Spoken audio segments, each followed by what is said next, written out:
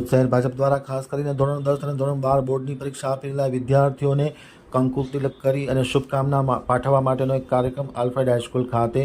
મિત ઠક્કરના વડપણ હેઠળ યોજવામાં આવ્યો હતો। ભુજ શહેર ભાજપ દ્વારા ધોરણ 10 અને ધોરણ 12 બોર્ડની પરીક્ષાના વિદ્યાર્થીઓને શુભકામના પાઠવવા માટેનો એક કાર્યક્રમ આલ્ફ્રેડ હાઈસ્કૂલ ખાતે 27મી ફેબ્રુઆરી બપોરના રાખવામાં આવ્યું હતું, જેમાં ખાસ કરીને ધોરણ 12ના 60ના વિદ્યાર્થીઓને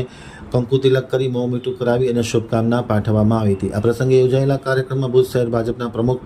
મિત ઠક્કર, નગરપાલિકાના પ્રમુખ રશ્મિબેન સોલંકી, શહેરના મહામંત્રી ભૌમિક વચરાજાની, શહેરના ઉપપ્રમુખ જયંત ઠક્કર, નિકુલ ગોર, નગરસેવકો અનિલ છત્રાળા, ધીરેન લાલન, કશ્યપ ગોર, સાવિત્રીબેન જાટ, કાશમભાઈ કુંભાર, હનીફભાઈ માજોટી, કિરણ ગોરી, અનવર નોડે, મયંક રૂપારેલ, ચેતન કથિરા સહિતના મહાનુભાવો ઉપસ્થિત હતા।